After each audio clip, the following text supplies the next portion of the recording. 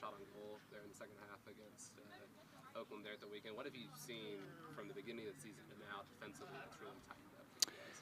Yes, we are now improving, and we need to improve because we have completed 11, 12 games during the season. Now we need to be more solid. In that aspect, we improve. The other things that we didn't we didn't have a second half as our normal second half.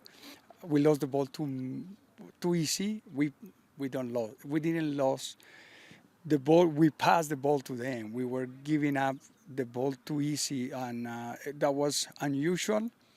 And I hope it's. And I spoke with the players, with all of them. I hope that's a bad day for us.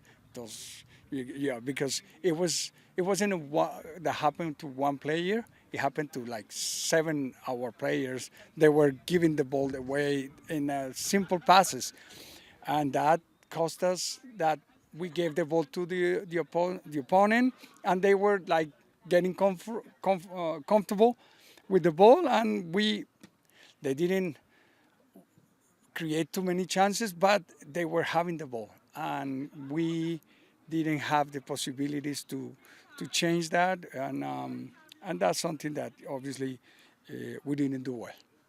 Coach, you've coached in a lot of warm weather cities throughout your career, Houston, RGB, now here in El Paso. And as we kind of get into these summer months, with the attacking style that you guys tend to play and trying to hold the ball a lot, does that kind of help as you go through the 90 minutes to try to wear the opponents down late in the match in the heat? Yes, definitely, definitely, it is important to during the summer, if you don't keep the ball, you're gonna run, but you're gonna drain yourself mentally a little bit more than the opponent. So it's critical when it's hot. You need to keep the ball. You need to protect the ball because that's gonna give you the extra energy that you need just to continue running. Coach, you guys had against Oakland, you guys had more possession of the ball and you guys had more passes in. So obviously it's important. Defense is important, but also offense is important. Can you speak on just what you would like to see against OC, just on the offensive end and maintaining good offense? Yes, we didn't we weren't as good to create chances, especially in the second half. To be honest with you, in the first half we were dominating the game against Oakland. More possession and we create chances. We didn't finish well, but we created chances. The second half we lost control of the ball, and because we lost control of the ball, when you don't have the ball, you cannot strike the ball on goal. You cannot, attack. So that is something that affected us. But again, in a positive way, we were solid defensively. We didn't have too many shots on goal. It's just matter of make sure that we we come back mentally and technically strong the way we normally do. Coach, before next week, did you know Benny Philhopper as a youth player? Of course, I knew Benny, and I think I have a few camps with the national team with him. Like he was a excellent player, and yes, definitely, he's very talented player, very good player, very talented player, and he had experience not only with the Sporting Kansas City but also with the national team, and he brought a lot of energy. Being his first game, it was normal. We were expecting a lot of energy from the other team. We were expecting that from the beginning. I mentioned to the players when it's a new coach, it's a lot of new energy because all the players they see, okay, this is a new change. I have to put the effort. But we were good in the first half, controlling them, keeping the ball, keeping possession, creating options. The second half is where we kind of uh, we we didn't drop the intensity, but we were making some unusual mistakes with the ball, and that is something that cost us and create difficulties for us to generate more offensive possibilities. You've got Sebastian Mora Mora in goal for the time being. How does a defense go about adapting to playing with a new goalkeeper? If there's any difference, I don't know. Well, Sebastian has been here from the beginning, and he has played U.S. Open Cup, and Jägermaster. So it's not like it's new. He's been there. He had good performances with the team. He communicates well. He's bilingual. So I don't think we have any kind of issues on goal with him. Totally opposite. He's been solid. Right there, we're fine. It's just now focus on continue our offensive mentality, our production to keep moving the ball from one side to the other side, and our forwards to be receiving the ball and creating the chances that we are used to. Is there a thing? Is there a thing you do? Is it in practice that you try to work out the kinks with passes that were not being completed in the last match? Is that just something you work on a little harder? Well, obviously we work on. We always work with the ball. We always work in passing. We work every day passing. We work in possession, and it's one of our strengths. It's one of our strengths. We have in the middle. We have Fran Daroma. We have Eric Calvillo. We have Gavi Torres. So their strength is the possession of the ball, keeping possession, and But when we start passing the ball wrong, it's when things go in a different way. So definitely, it was an unusual situation in the second half, but I think we are all conscious about what happened, and it's something that it can happen sometimes. You start passing the ball wrong. Andy was passing the ball wrong 2-3 times in a row. So, but the normal and regular skill and attitude and performance, we're gonna be fine with that. Coach, you've said it yourself that you don't really pay too much attention to the standings. Yes, it's important, right? But at the end of the day, for you, what matters is when you guys get towards that postseason. That's what matters on how you guys are playing. But can you just speak on just Orange County and kind of what's the game plan heading into that game? Well, definitely at home, we need to be solid, and we have to continue being strong offensively to make sure that we get the 3 points. So in a normal, regular circumstances, if you win at home and you get points away, 1 point away, you're gonna be fine. And right now, the team is doing well.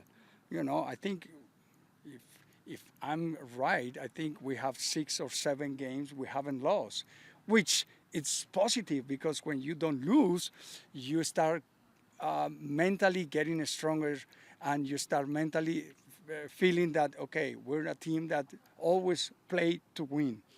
But definitely here at home, we have to continue that process. We have to understand that we cannot give up points here at home. So that's why we need to make sure that we continue our process and our offensive mentality to make sure that we respect Aussie, but this is our home, and our home we go to win every game.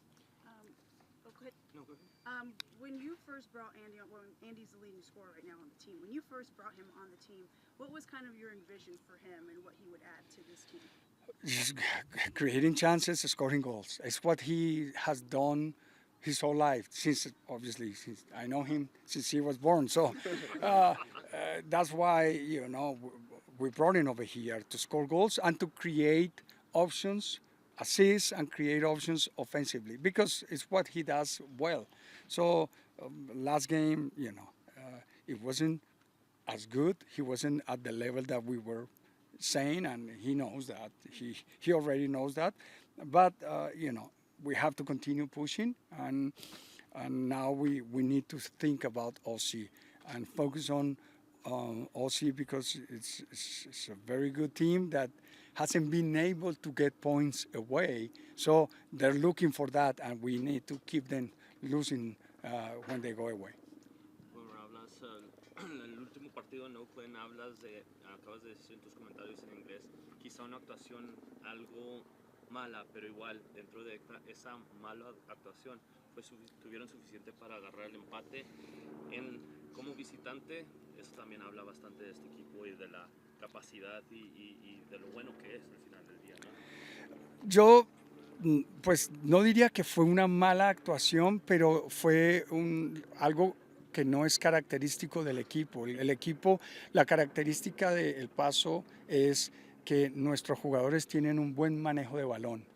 Y en el segundo tiempo contra Oakland perdimos ese buen manejo y dimos muchos pases consecutivos malos. No fue un jugador, fueron la mayoría.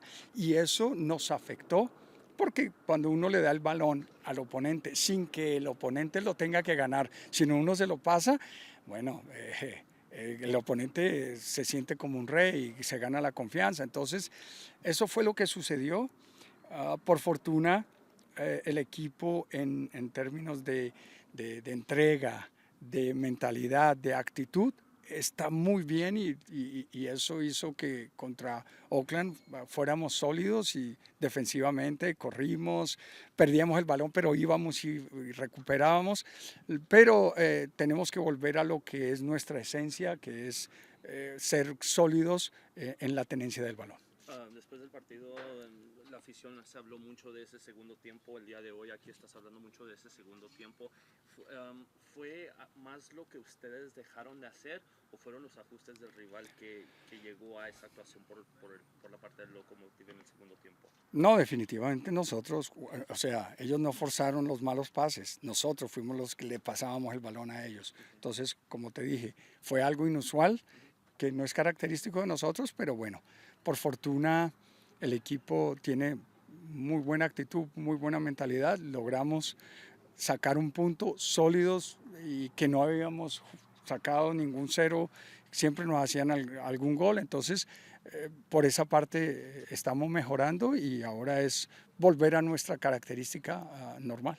La última pregunta para mí, se viene un rival en Orange County, así que típicamente en todos los años que El Paso ha estado en esta liga, ese equipo ha sido protagonista en la conferencia oeste de la liga. Hoy en la parte media de la tabla general, ¿cómo ves este partido este sábado? Es que la conferencia del oeste, partido fácil no hay. No hay ningún partido fácil, para ser honesto. Por eso está tan apretada la tabla y por eso estamos ahí todos, porque cualquiera tiene un buen día y puede ganar.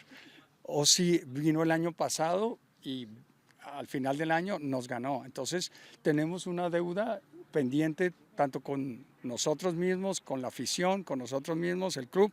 ¿Por qué? Porque acá perdimos, queremos este año mejorar las cosas y mostrar que lo que pasó el año pasado está en el olvido y ahora es otra temporada donde el equipo está sólido y buscando cosas importantes. Rápidamente, hablas del partido del año pasado.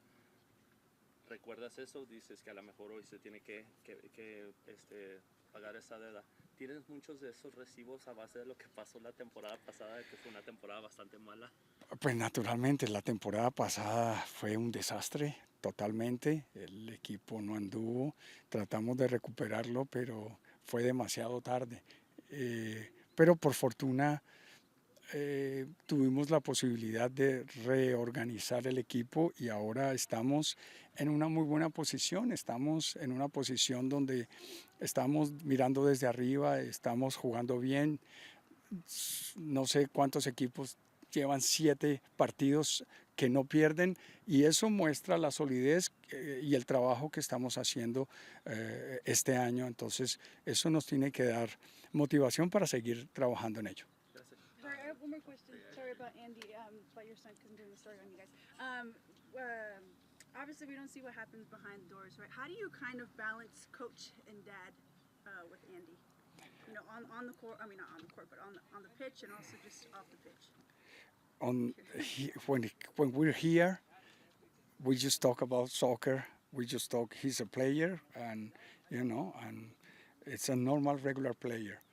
But when we are in other environment at home, when he lives in a different place where I live, but when we are together, we don't talk about the game or the team. We just talk about father and son. That's it. So we don't mix things. I don't mix things, and he understands. He doesn't mix anything. So when we're here, he is a player, and I go after him first. Yes. But when we are away, he's my son, and we talk about other things, family things, but we don't talk about the game or the team or soccer because definitely he needs to rest, and I need to rest, and I need to become a father. So it's been working well so far. I think, you know, the results so far are the most important. That in this aspect support what you've been doing and what he's been doing. Go ahead. Go ahead. One last question on our end, Coach. You have both Jamali and Noah playing in action tonight for their countries. Jamali hoping to start for Jamaica, and then Noah got to start there at the weekend.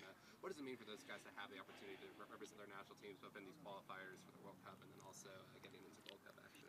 It's really important. It's really important and means first for them, because the most important for a player is to represent his country. That's the biggest and the most important games and situations is when you wear the national team.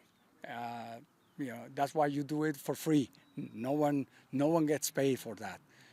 And if you have to pay to play for the national team, I'll take the money, and yes, because that's the honor. That's the biggest honor as a you know team sport or as a sportsman for you, just representing your country. Will someone on the phone or will someone on the bench there have the phone watching Noah play against Mexico on Saturday night during the match? No, we were watching Noah playing against Guatemala on Friday.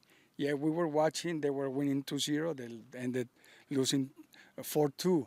But yes, we were watching it. We were supporting him. We were watching and trying to obviously see what he was doing. So, but definitely it's something that we are proud. We're happy for them, and we are proud for them because that's the biggest honor that you can have. Coach, Father's Day is on Sunday. Any plans for you?